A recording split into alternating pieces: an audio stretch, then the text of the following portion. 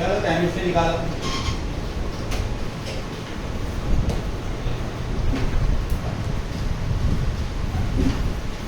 इसमें P block running था, particularly nitrogen containing compounds नहीं, फास्फोरस पे शिफ्ट हो गए थे हम। हाँ यस यस यस, फास्फोरस पे शिफ्ट हो गए थे। फास्फोरस के 3 आइसोटोप बोलते हैं, 3 आइसोटोप बोलते हैं, क्या बोलते हैं, सॉरी एलोट्रॉप, एलोट्रॉप मैं वर्ड मिस कर गया।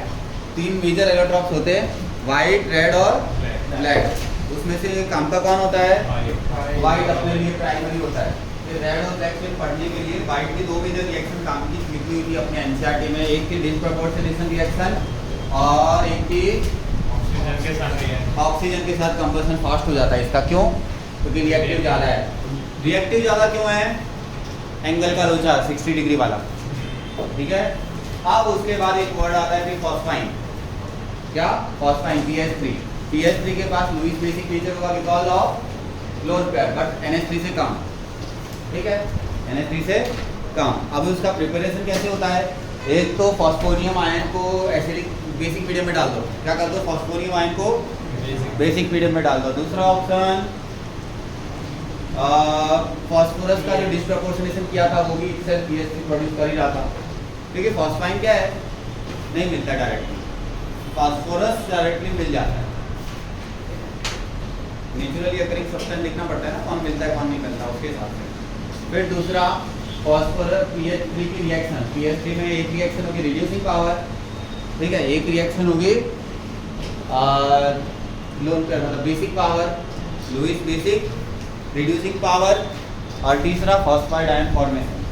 तीसरा हाँ मतलब डी ब्लॉक एलिमेंट्स के साथ में वो पोलराइजिंग पावर हाई, उधर पोलराइजिंग पावर हाई, उधर पोलराइजिबिलिटी हाई, कंबाइंड होकर प्रेसिपिटेट, खत्म, वन डायरेक्शनल रिएक्शन। हमेशा याद रखना रिएक्शंस मोस्टली कैसी होती है? इक्विलिब्रियम में। बट अगर एक प्रोडक्ट सॉल्यूशन से बाहर होता चला जाए तो वन डायरेक्शन शिफ्ट माना जाता है। पता है ना? नहीं पता है? या तो बहुत हाईली एक्सोथर्मिक रिएक्शन हो, इंक्रीजिंग एंट्रोपी हो, तो वन डायरेक्शन ऑलमोस्ट, मतलब k की वैल्यू 10⁻⁴ आ गई, अभी 1020 आ गई। क्या मतलब है उसका? मतलब 1020 10⁻1020 मतलब उसको आप क्या बोलोगे? इक्विलिब्रियम नहीं बोलोगे। 10⁻3 10⁻4 10⁻−3 -5 ऐसे तो उन्हें इक्विलिब्रियम बोलना अच्छा लगता है। और मतलब 1 से एकदम ही छोटा या एकदम ही बड़ा तो वो वन डायरेक्शन माना जाता है। तो प्रेसिपिटेशन रिएक्शंस कैसी होती है? मतलब वन डायरेक्शन शिफ्ट हो जाती है। क्यों? क्योंकि प्रेसिपिटेट हो रहा है तो सॉलिड कैसा होता है? लिक्विड से गायब हो जाता है। तो सॉल्यूशन में इक्विलिब्रियम एग्जिस्ट होने के लिए एक सारे रिएजेंट होने चाहिए, एक रिएजेंट भी मिसिंग है तो वो इक्विलिब्रियम नहीं है, तो वन डायरेक्शन शिफ्टिंग हो जाता है। ठीक, तो कुछ छूट गया और तो बाकी देख लेना। Bond angle 90 degree, bond angle check कर लेना। फॉस्फाइन में स्ट्रक्चर नहीं दी इन्होंने, लोन पेयर होता है, बॉन्ड एंगल 109 डिग्री आना चाहिए। ध्यान से सुनना वर्ड, क्या आना चाहिए, बट आता नहीं है, कम आता है। क्यों कम आता है? क्योंकि इसमें लोन पेयर है, फॉस्फोरस हाई इलेक्ट्रोनेगेटिव एलिमेंट नहीं है। साथ में एक और फैक्टर है, इसका हाइब्रिडाइजेशन sp3 नहीं होता। जैसे जैसे अपन ऊपर से नीचे आते हैं वैसे वैसे sp में गैप जो होता है वो बढ़ता जाता है ना। उसमें एक सिंपल सा तरीका बोलता हूँ, moving from top to bottom sp में गैप बढ़ता जाता है। sp में गैप बढ़ेगा तो 3 प्योर ऑर्बिटल ओवरलैप करते हैं तो ऑलमोस्ट 90 डिग्री आता है। ठीक है, ये केमिकल बॉन्डिंग में नहीं था, आप चेक करना। नहीं, एमओटी में से लिंक नहीं है, बीबीटी से लिंक है। एमओटी का कोई लेन देन नहीं है। हमारा मॉलिक्यूलर ऑर्बिटल जो होते हैं ना वो सिर्फ हमारे सिलेबस में डायटोमिक ऑर्बिटल के एग्जिस्ट करते हैं 20 तक होगी। केमिकल बॉन्डिंग नहीं आएंगे ना, एमओटी का भी इंक्लूजन है थोड़ा सा। नेक्स्ट टॉपिक बोलो, फॉस्फोरस के हैलाइड्स। सॉरी उससे पहले मैं एक काम करूँगा, मैं आपके इलिस्ट्रेशन और वो सब अभी लेता हूँ ना साथ साथ। हाँ, तो 7.6 बोलो क्या है? ये बच्चों वाली बात है, लोन पेयर लुईस बेस है ना, वही हो गया। ये मैं नहीं करवाया, आगे 7.7 का ये, यस ये लॉजिकल है। कौन बताएगा? चलो सामने बोलो। हाँ, लोन पेयर होगा तो pH3 में बॉन्ड एंगल 109 डिग्री से कम, तुम्हारे में नहीं है। pH3 प्लस ये तो ना bond angle of pH4 plus is higher than that of pH3। इसमें 440, एक में 431, कितना बहुत है? 440 and 431 due to presence of lone pair bond angle reduces. पहला पॉइंट ये कौन बोलता है हाइब्रिडाइजेशन में जब बॉन्ड लोन पे BH3Br बोलता है, साथ में BH4 में डिक्रीजेस, लोन पेयर बॉन्ड पे रिपल्सन ज़्यादा होता है तो बॉन्ड रिड्यूस हो जाएंगे। आप कंफ्यूज हो रहे हो। देखो इधर मान लो A है, लोन पेयर है, इधर दो बॉन्ड है, तो ये इधर रिपेल करेगा, ये इधर रिपेल करेगा, तो ये थोड़ा इधर आ जाएगा, ये थोड़ा इधर आ जाएगा, तो ये थीटा रिड्यूसेस हो गया ना। बस तो इसी को बॉन्ड एंगल बोलते हैं, ये बॉन्ड एंगल नहीं होता। तो ये बॉन्ड एंगल कैसे हो सकता है? Loan pair bond pair angle हो गया।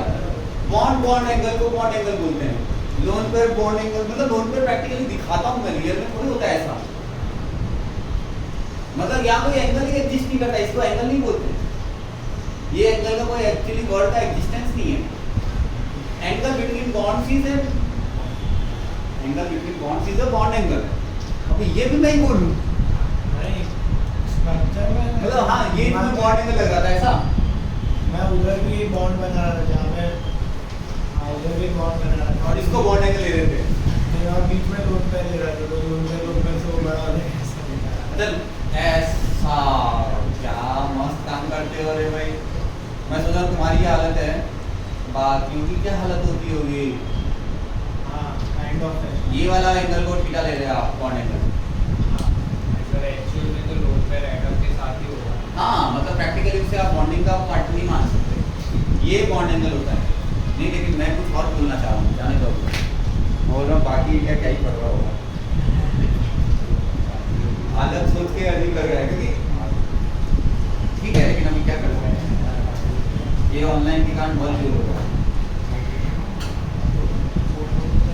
कुछ ऐसी चीज़ें जो रिड्यूस होनी चाहिए टाइम के साथ, एरर्स वो खत्म नहीं हुई तो साथ में चल रही है अभी। ऐसी डाउट्स आना कोई गलत नहीं है, बस इनका एक टाइम जो है ना वो सही नहीं। एंगल बिटवीन बॉन्ड्स, ये एरर कैसी थी? केमिकल बॉन्डिंग चल रहा था ना, एक आदमी गलती की होती बात खत्म होगी होती, लेकिन वो तो हुई नहीं। आप बोल रहे हो सर हम क्या कर सकते हैं, हो जाए वो भी बहुत है, प्रैक्टिकल बात ये। नेक्स्ट कंटिन्यू करेंगे, बोलो बताओ क्या होगा।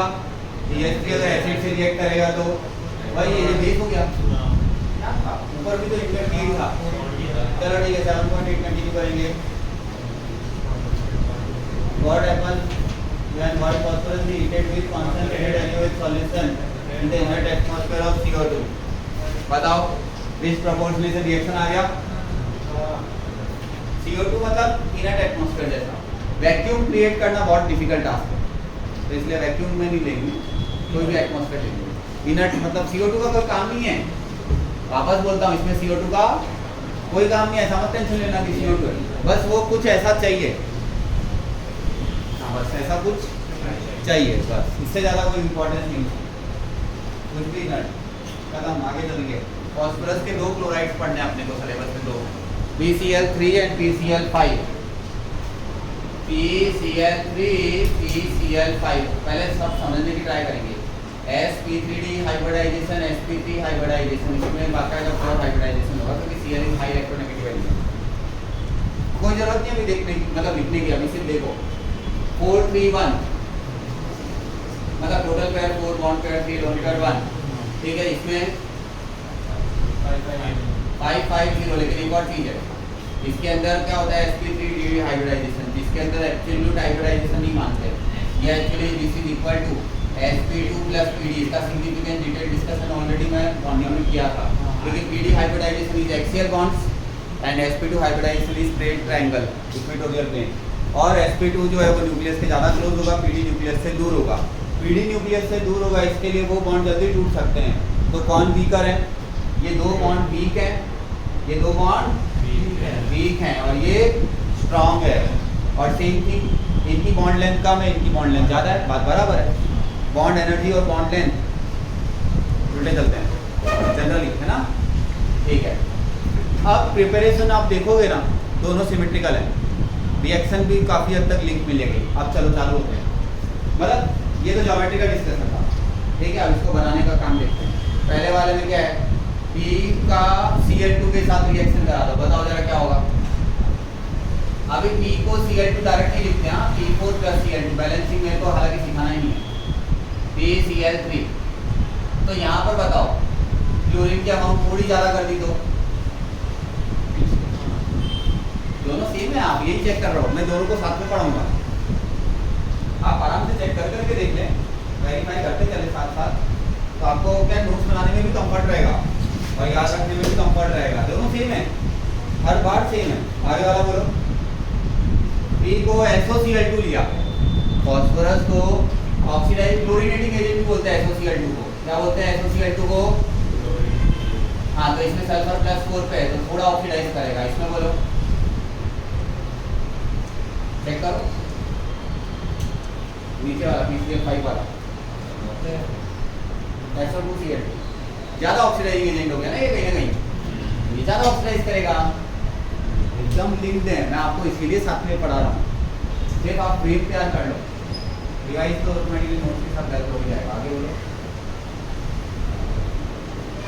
खत्म क्या प्रिपरेशन? प्रिपरेशन खत्म? उधर चेक करो, प्रिपरेशन खत्म?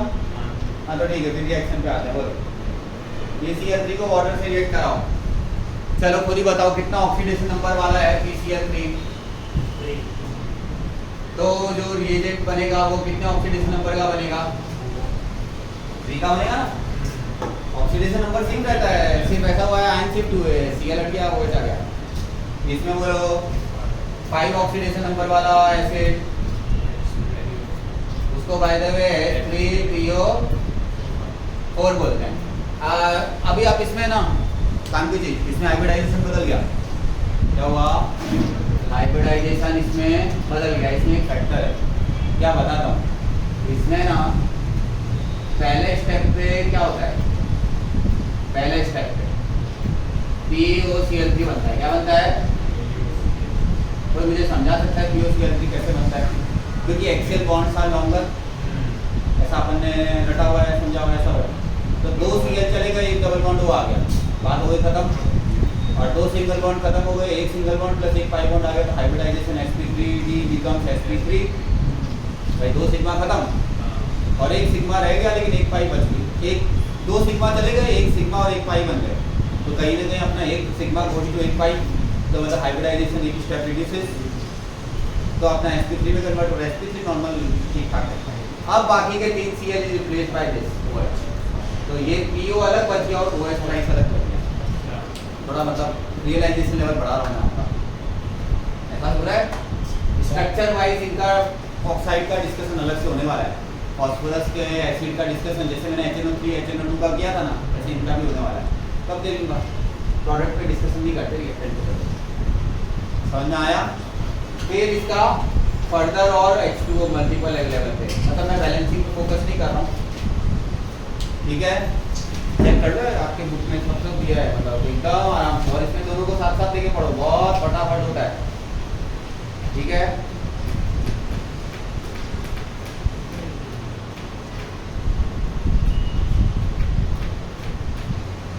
दोनों अब PCl5 का अगर हीटिंग करोगे तो क्या होगा? ये ठीक है, PCl5 का हीटिंग करोगे, बहुत हार्ड नहीं थोड़ा, तो PCl3 + Cl2। मेरे को ये समझाने की जरूरत है कौन से 2 Cl निकलेंगे। अगर मैं सपोज करो डिस्कस करता हूँ, ये P है, ये इधर Cl है, इधर Cl है, इधर Cl है, इधर Cl है, तो मैं नाम दे देता हूँ 1, मतलब 35 नहीं है अभी, ठीक है ना? मतलब A B C D E कौन से निकलेंगे बोलो? कौन से Cl निकलेंगे? हाँ बस इसका मोलर मास से लिंक करके वो लोग क्वेश्चन बना सकते हैं।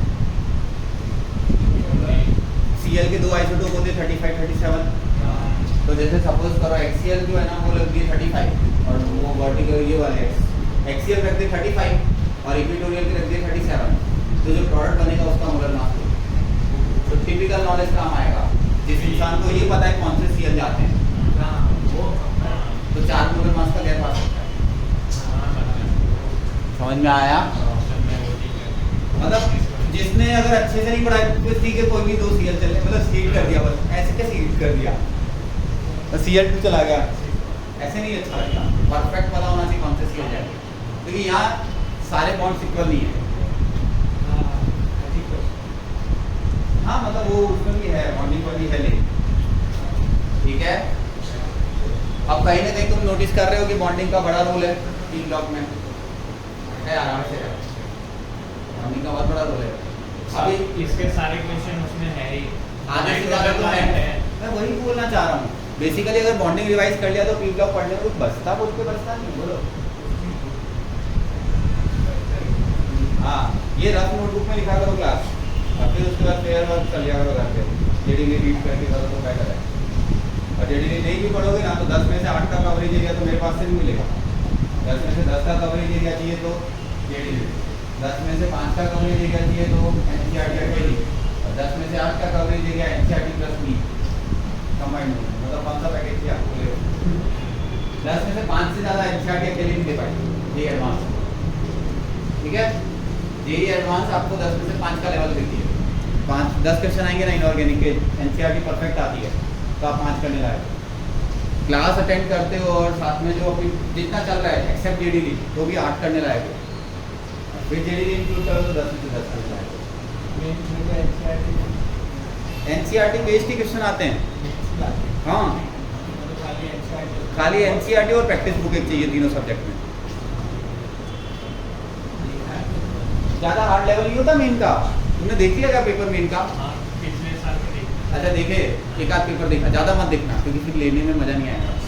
एक आध देखने के लिए देख सकते हो, एक पेपर सगुन का रख सकते हो इस लेवल को जजमेंट लेने के लिए, क्योंकि कहीं अपने को सर है ना बहुत इजी पढ़ा दे और तेरे को पेपर हार्ड आ गया, ऐसा धोखा नहीं चाहिए। दूसरा रिवर्स धोखा हो सकता है।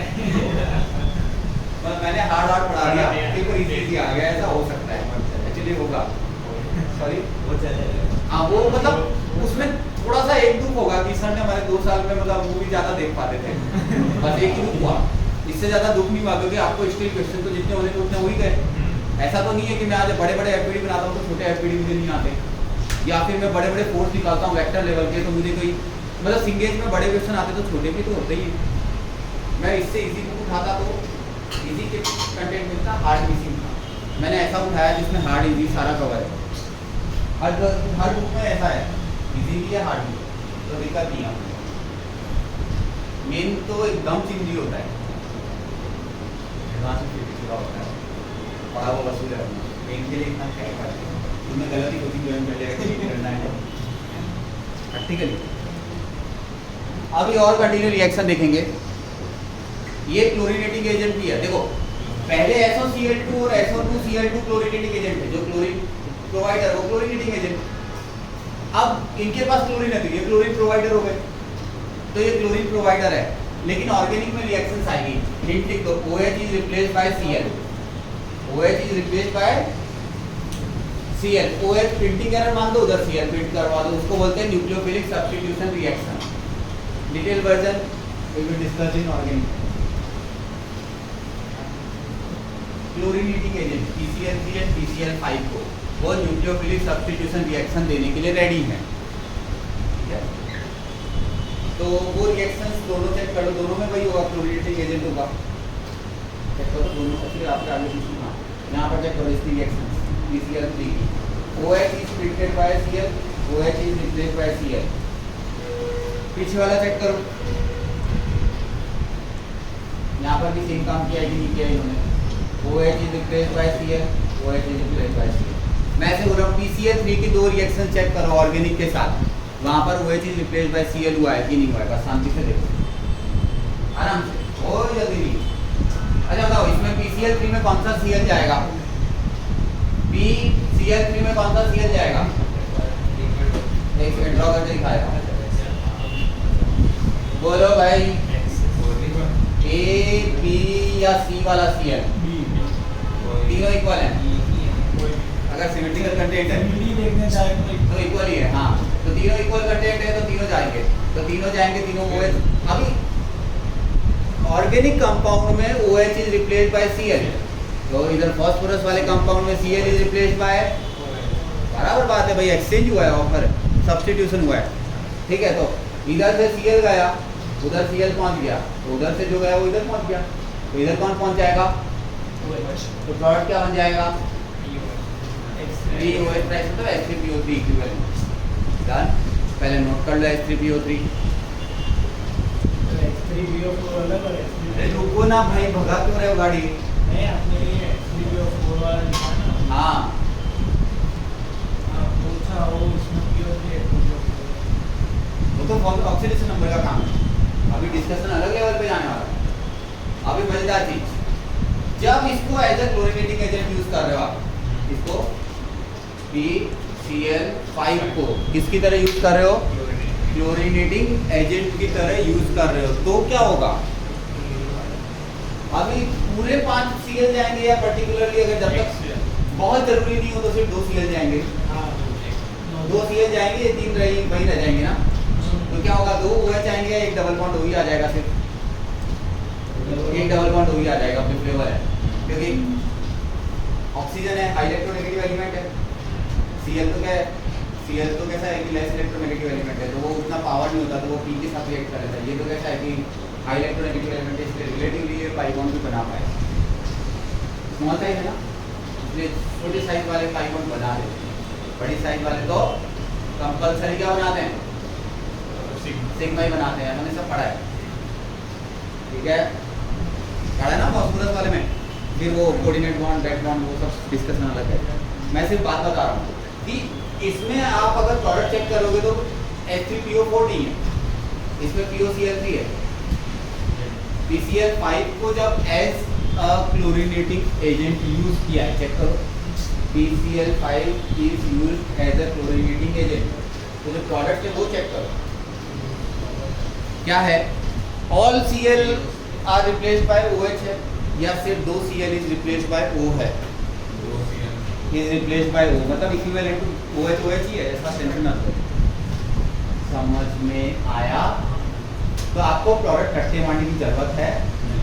अगर आपको फ्रेम पता चल रहे हैं, एक एक चीज पता चल रही है, तो फिर जरूरत क्या है? बस ठीक है, हाँ देखना तो पड़ेगा, नोट्स में डालना भी पड़ेगा, लेकिन याद भी रहे।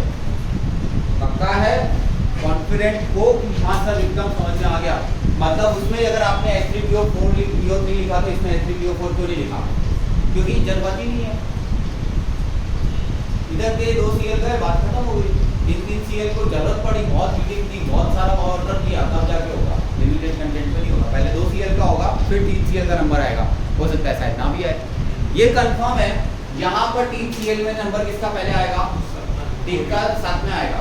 यहाँ पर 5 Cl का साथ में नहीं आएगा, पहले 2 Cl का नंबर आएगा रिएक्ट करने के लिए, फिर जब नेक्स्ट स्टेप पे 3 Cl का नंबर आएगा रिएक्ट करने के लिए, तो पहले 2 का नंबर आएगा। वो एक लॉजिकल है ना, उससे 2 Cl का नंबर होने के बाद काम शायद खत्म हो गया, तो 3 Cl की जरूरत ही ना पड़ी।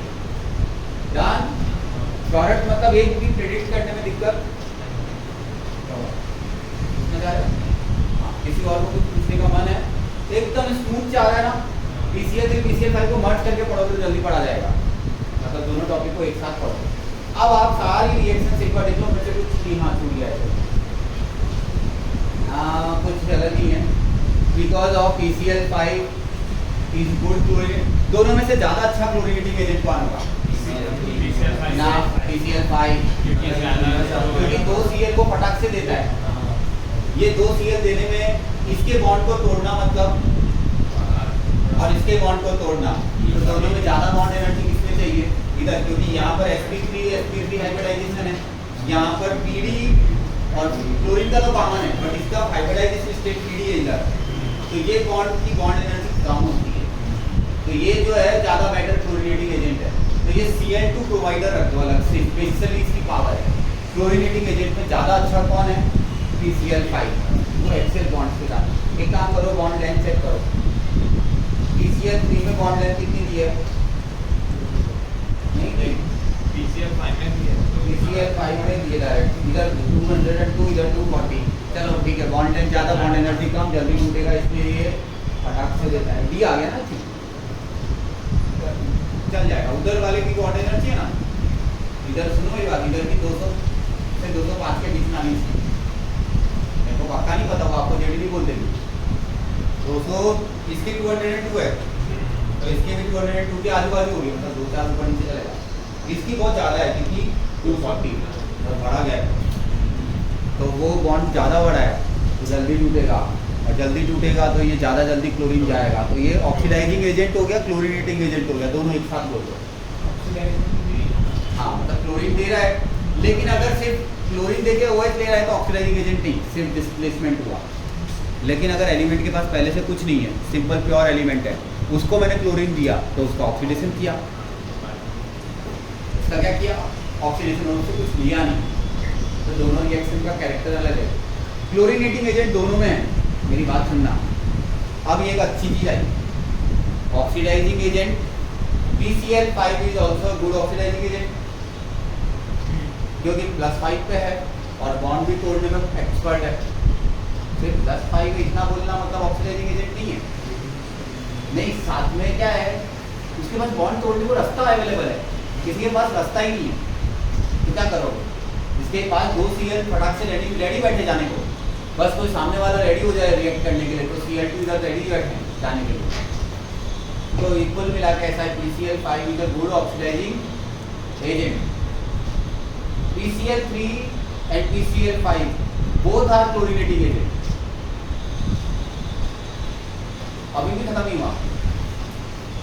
PCl5 ने Cl दिया, OH दिया, oxidation number remains constant. PCl5 ने Cl दिया और OH लिया, उससे क्या बोलोगे? ऑक्सीडेशन नंबर रिमेन्स सेम, मतलब वहां पर वो क्लोरीनेटिंग एजेंट तो है बट ऑक्सीडाइजिंग एजेंट नहीं है। हाँ, और एक दूसरी रिएक्शन जिसमें वो मेटल से रिएक्ट कर रहा है, चेक करो, PCl5 मेटल से रिएक्ट करता है और मेटल क्लोराइड बनाता है, वहां पर वो क्लोरीनेटिंग एजेंट भी है और ऑक्सीडाइजिंग एजेंट भी है, क्योंकि अभी उसका रेडॉक्स हुआ है। तो आप हर एक एलिमेंट पे PCl5 और PCl3 तक, पर्टिकुलर PCl5 वाले ऑक्सीडाइजिंग एजेंट कब है और क्लोरीनेटिंग एजेंट कब है। कभी कभी वो ऑक्सीडाइजिंग एजेंट है, कभी कभी वो ऑक्सीडाइजिंग एजेंट नहीं है, और बाय द वे दोनों में वो क्लोरीनेटिंग एजेंट है। समझे?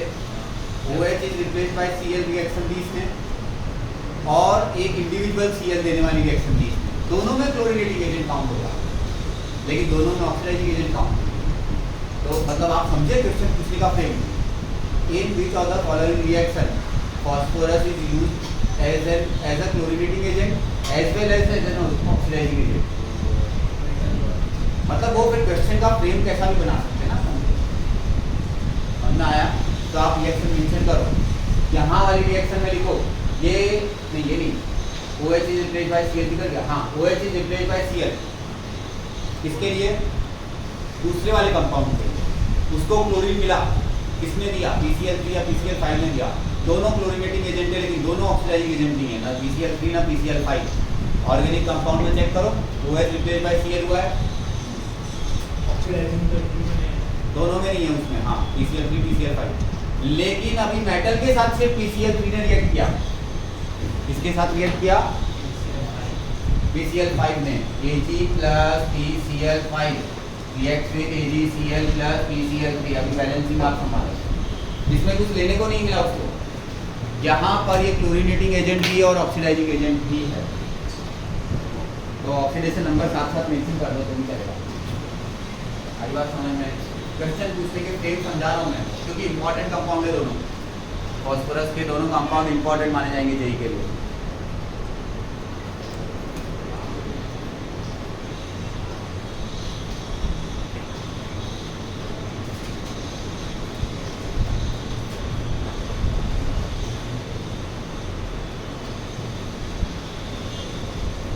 मस्त पॉइंट था, मजा आ गया।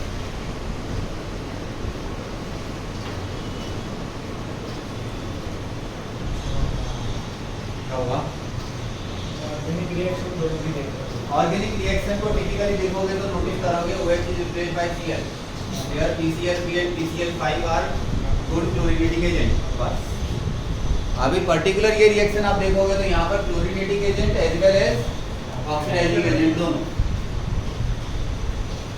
अभी PCl3 ऑक्सीडाइजिंग एजेंट की है, PCl3 ने ये रिएक्शन नहीं की है, क्योंकि PCl3 को ये रिएक्शन में PCl बॉन्ड तोड़ना जल्दी से पॉसिबल, और PCl3 ऑक्सीडाइजिंग एजेंट क्यों बनाए? +3 तो नॉर्मल स्टेट है, +5 पूरा नॉर्मल स्टेट है, उसमें D बॉन्ड इंक्लूडेड है, D तो जल्दी टूटता है।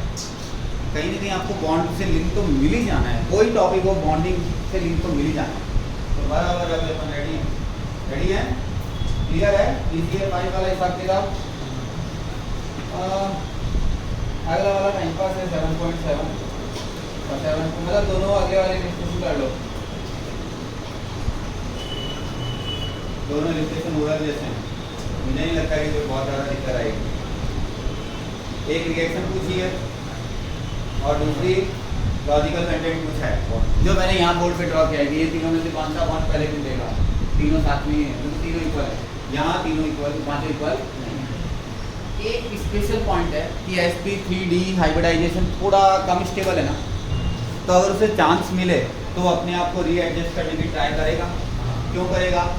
ताकि उसको स्टेबिलिटी मिल जाए, तो वो अपने आप को रीएडजस्ट करके क्या करता है, PCl5 goes to PCl4 plus और PCl6 माइनस। ये भी क्वेश्चन था कंट्रोल बॉन्डिंग, लेकिन अभी और डिटेल डिस्कस कर लो, कोई बात नहीं। PCl4 प्लस हाइब्रिडाइजेशन स्टेट दोनों फास्फोरस का चेक करो, हाइब्रिडाइजेशन स्टेट दोनों का चेक करो, sp3 और sp3d2 और दोनों एब्सोल्यूट हाइब्रिडाइजेशन, मतलब sp3d अच्छा वाला हाइब्रिडाइजेशन नहीं है, क्योंकि उसमें सारे bond angle are not equal, सारी bond length are not equal, मतलब हाइब्रिडाइजेशन के जो परफेक्शन है उसका परफेक्शन मिसिंग है उधर, दो हाइब्रिडाइजेशन का मिक्सिंग है। जबकि sp3 इटसेल्फ और sp3d2 इटसेल्फ दोनों क्या हैं, परफेक्ट हाइब्रिडाइजेशन है, तो ये ज़्यादा बेटर हुआ ना, मतलब इसको भी कैटायन को भी अच्छी स्टेबिलिटी मिली, एनायन को भी और प्लस आयनिक बॉन्डिंग के जो बॉन्ड एनर्जी मिलेगी वो एक्स्ट्रा। तो ओवरऑल क्या हुआ, ये फॉर्मेशन पॉसिबल है, और इस समझ में आया, कर लो क्या हुआ भाई। sp3 PCl3 ने तो ऐसा नहीं किया, PCl2 प्लस PCl4 माइनस, इसने तो एक नहीं बनाया ना, क्यों? तो उसको किसने मना किया है, उसको जरूरत ही नहीं है, जरूरत तो जिसके बॉन्ड वीक है उसको है, जो कुछ जो परफेक्शन स्टेबिलिटी का परफेक्शन लेवल पे है वो क्यों इधर उधर तोड़ मचाएगा। जिसके पास स्टेबिलिटी का परफेक्शन मिसिंग है वो क्या करेगा, ये आयनिक स्टेट गेन करेगा, समझ में आया। PCl5 करेगा, SF6 नहीं करेगा, ठीक है, CCl4 नहीं करेगा, जो हाइब्रिडाइजेशन sp3d है उसके लिए चांस है। और फिर बाद में वापस से क्या है, ओवरऑल रिएक्शन का डेल्टा जी नेगेटिव आएगा, तो होगा नहीं आएगा, नहीं होगा, लेकिन हम प्रेडिक्ट कर सकते हैं, एकदम ऐसा नहीं कि हमको कुछ पता नहीं चल रहा, पता होता है। sp3d हाइब्रिडाइजेशन मतलब परफेक्शन से थोड़ा मिसिंग है, कम स्टेबल है, क्योंकि ये बॉन्ड टूटने को रेडी बैठे, एक बॉन्ड टूट गया, Cl माइनस इलेक्ट्रॉन लेके दूसरे के पास चला गया, तो एक sp3d से sp3d2 चला गया, एक d कम हो गया, मतलब दोनों परफेक्ट हाइब्रिडाइजेशन स्टेट ऑक्यूपाई कर रहे हैं, दोनों परफेक्ट हाइब्रिडाइजेशन स्टेट ऑक्यूपाई कर रहे हैं, जो दोनों के हाइब्रिडाइजेशन के पास में सिमेट्रिसिटी अवेलेबल है, जो भी फंडामेंटल लॉ है वो सारे जरूरी है, ठीक। कौन नहीं करेगा, जो पहले से ठीक है, sp3 वाला sp3d2 वाला दोनों नहीं करेंगे, sp3d वाला करेगा, ऐसे सेम sp3d3 वाला भी करेगा, sp3d3 वाला भी करेगा, उसमें बॉन्ड एंगल 72 डिग्री और 90 डिग्री आते थे, पेंटागोनल बाइपिरामिडल, ये बॉन्ड एंगल सारे इक्वल है या अनइक्वल है, sp3d3 मतलब ऊपर से तो देखा था ना हाँ 5 और 2 वाला, तो उसमें एक 72 डिग्री एक 90 डिग्री, मतलब बॉन्ड एंगल इक्वल नहीं है, तो कंफर्म है बॉन्ड में लोचा है, मतलब क्या है वो भी ट्राई करेगा रीएडजस्ट होने की, क्या करेगा डिटेल डिस्क्रिप्शन जब टाइम आएगा तब देखा जाएगा। लेकिन कौन नहीं करेगा, sp नहीं करेगा, sp2 नहीं करेगा, sp3 नहीं करेगा, sp3d2 नहीं करेगा, sp3d करेगा, sp3d3 करेगा, जहाँ बॉन्ड एंगल इक्वल है वो नहीं करेंगे, जहाँ बॉन्ड एंगल अनइक्वल है वो करेंगे, ठीक समझ में आएगी। और इजी मल्टीप्लाई मतलब एक्चुअली लॉजिक को मैंने ठीक कन्वर्ट कर दिया, बॉन्ड एंगल अनइक्वल 7 के बाद 8 में आपका एसिड वैल्यू दिखा है, मतलब वो एक्चुअली क्रिस्टल डेटा इस बट 7 के बाद 8 पे जाने के लिए आपका हाइब्रिडाइजेशन स्टेट आएगा sp3d4 में रिवर्सल लेवल जो है ना एटम्स के वो बहुत ज़्यादा होता है, बॉन्ड पे रिवर्सल भी बहुत ज़्यादा होता है,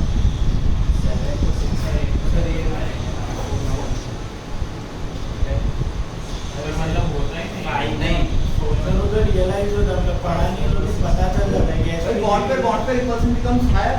हाँ भाई बॉन्ड पे रिपल्सन ये तो बोला नहीं होता है, कम होता है, लेकिन ज़्यादा अमाउंट में हो गया, मान लो जैसे 10 एक तरफ 10 एक तरफ 15 है, तो 15 वाला इस पावरफुल है, 10 वाला ये थोड़ी कि खत्म है, 0 है, पर 10 की क्वांटिटी अगर ज़्यादा होने लग जाए तो 15 के 5 आते हैं, तो 10 के 10 आ गए, तो वो ज़्यादा पावरफुल हो गए, तो बॉन्ड पे रिपल्सन बहुत ज़्यादा हो जाएगा, तो इतना ज़्यादा हो जाएगा कि वो टूट जाएगा।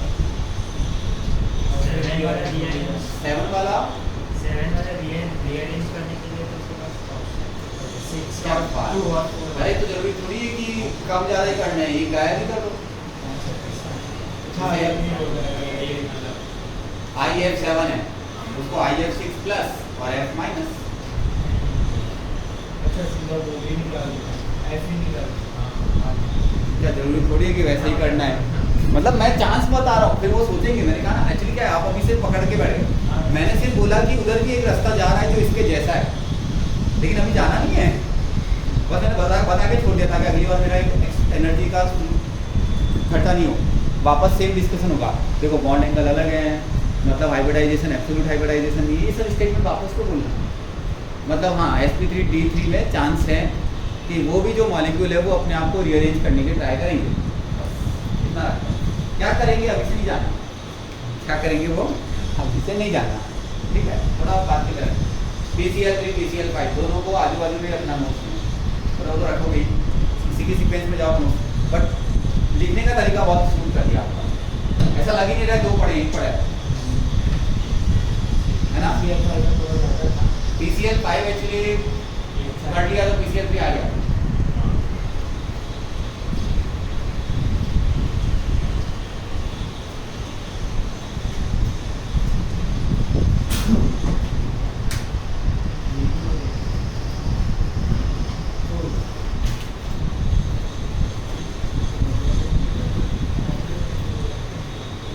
जेडी में थोड़ी रिएक्शन ज़्यादा मिलेगी तो बेटर है, मतलब साथ साथ देखते जाना, क्योंकि फिर क्या साथ साथ ही कर लोगे ना तो पता नहीं चलेगा, अलग से पढ़ना प्रैक्टिकली फिजिबल नहीं है। आपको फुर्सत मिलने वाली अलग से लगता है, साथ साथ मिल जाएगी वो तब कर लो, मतलब सबके लिए नहीं बोल रहा हूँ, बट जिसको करना होगा तो किसी तुम्हारे घर से फ़ोन आ रहा है, क्या करना है? हेलो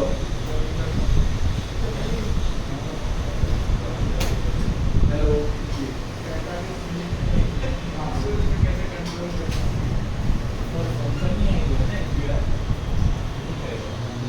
देखना शेड्यूल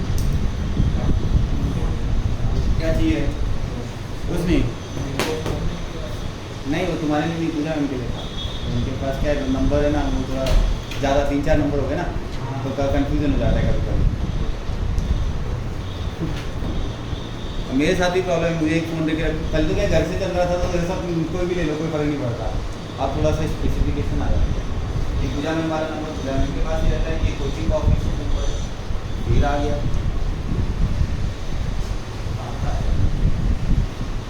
क्या करना है तुम ही बात कर लो ना डायरेक्ट, तो मेरी बात ऐसा मत कर देना।